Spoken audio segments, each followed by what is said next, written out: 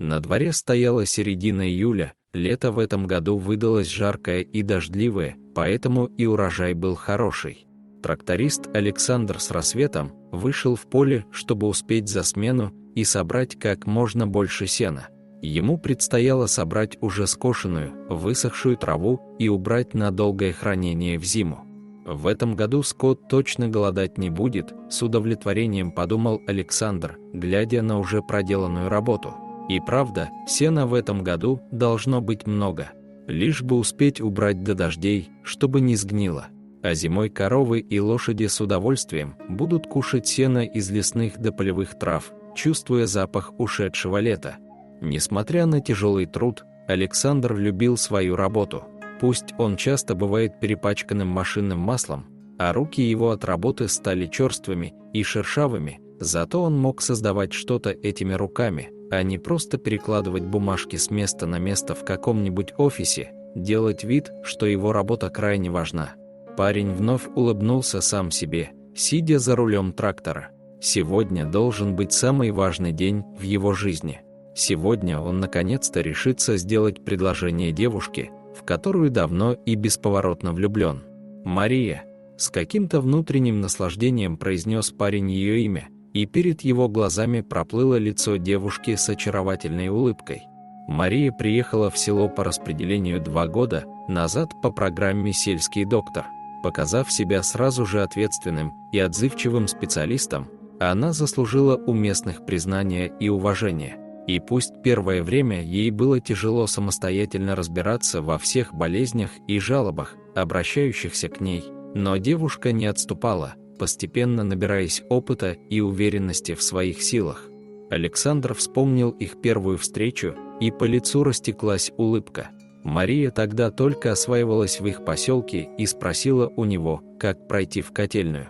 А он, занятый починкой своего трактора, что-то буркнул ей в ответ. Но, повернувшись к ней, тут же влюбился. На него смотрела девушка с косичками, с букетом полевых цветов в руках. А на глазах ее, кажется, заблестели слезы от его грубого ответа. Александр тогда сразу кинулся извиняться и утешать ее, а потом и вовсе отвез свою новую знакомую в магазин на тракторе. Теперь девушка уже только смеялась, отвечая на шутки и ухаживания парня. «Эх, уже года 2 прошло», – подумал Александр и сжал руль своего трактора, выезжая на новую делянку. «И чего я ждал? Уже давно мог предложение сделать. Правильно мамка говорит, нерешительный я, мямля. Ну ничего, сегодня мне ничего не помешает, сегодня обязательно сделаю», – твердо пообещал он сам себе. Заехав на новый участок, Александр оказался в окружении деревьев. Это была большая лесная полянка, где уже не первый год люди заготавливали сено. Травы здесь были особенно сочными и запашистыми, и не мудрено, ведь тут было царство леса и дикой природы.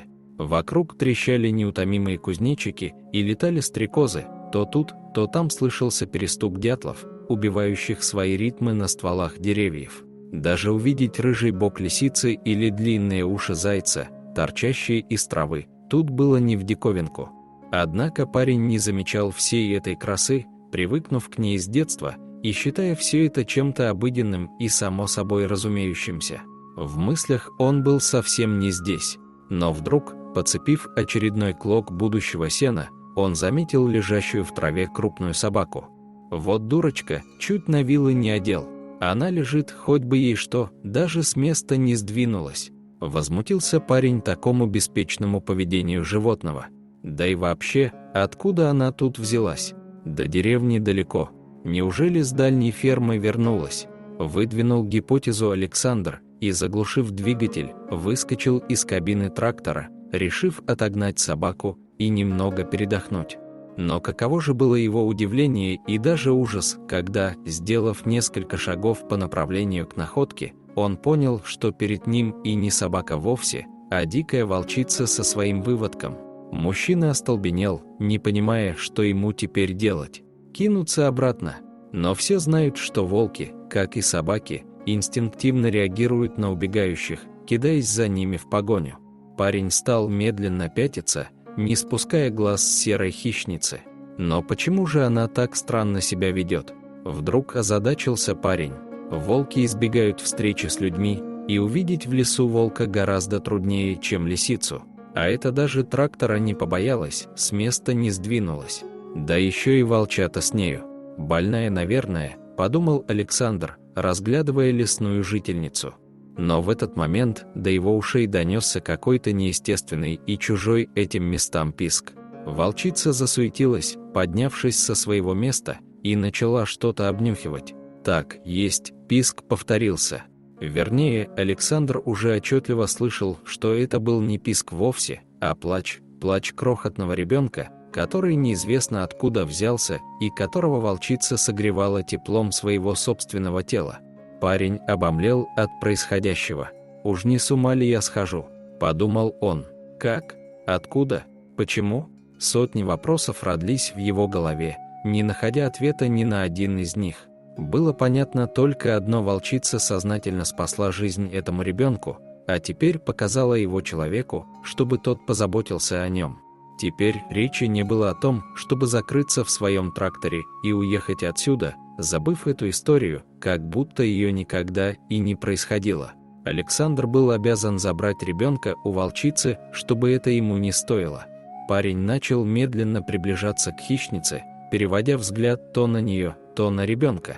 А та, будто поняв, что человек наконец-то сообразил, зачем она здесь, не торопясь поднялась со своего места и, обнюхав всех своих волчат, словно пересчитав, скрылась в высокой траве. Точно ее здесь и не было никогда.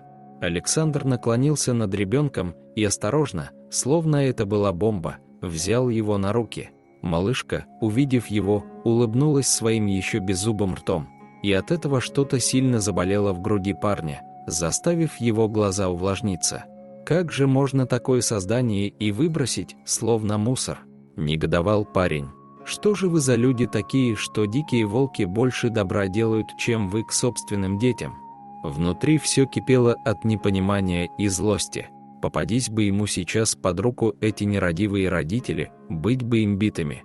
Но кто они и откуда, парень не знал. Знал только то, что теперь на нем лежит ответственность за эту крохотную жизнь. Достав телефон из кармана, он набрал номер любимой. «Алена, ЧП у нас. Представляешь, я ребенка в лесу нашел. Ну как я, волчица показала!» – кричал парень, стараясь как можно быстрее поведать девушке о произошедшем. После некоторой паузы раздался женский голос. «Саш, ты что, пьяный? Какие волки? Какие дети?» Но тут она услышала детский плач, раздавшийся в трубке. «Где ты? Я сейчас буду», – заверила она и положила трубку. Уже совсем скоро девушка вместе с участковым оказалась на поляне рядом с Александром. Девушка, осматривая найденного ребенка, еще раз выслушала невероятную историю о волчице, не в силах поверить в такое. Участковый тоже, приподняв фуражку, растерянно почесал затылок, но следы, все еще оставшиеся на примятой траве, говорили в пользу версии Александра. Да и не доверять его словам причин не было. Оформив все документы, участковый уехал, оставив малышку на попечении Марии. Александр подсел к держащей на руках найденную девочку Марии. «Мария», — обратился он к любимой, — «а давай ее себе заберем, если родители не найдутся. Я уже имя ей придумал, Дарья». «Давай». Взглянув на своего парня, сообщила Мария. «А давай», — вдруг согласился Александр. «Только для этого нам кое-чего не хватает», — объявил он. «Да, и чего же?» — удивленно спросила девушка. Пошарив в кармане, Александр вытащил небольшую коробочку. «А вот чего. Выходи за меня, Маша, тем более вон у нас уже и ребенок есть», — смущаясь и радостно сказал он. Девушка радостно улыбнулась и, погладив Александра по щеке, нежно поцеловала. «Конечно, да. Я всегда мечтала о таком муже, как ты». «Ура!» Тихо, чтобы не разбудить Дашу, ответил Александр и заключил будущую жену в объятия. Уже 2 года прошло с тех пор, как Александр нашел в лесу Дарью.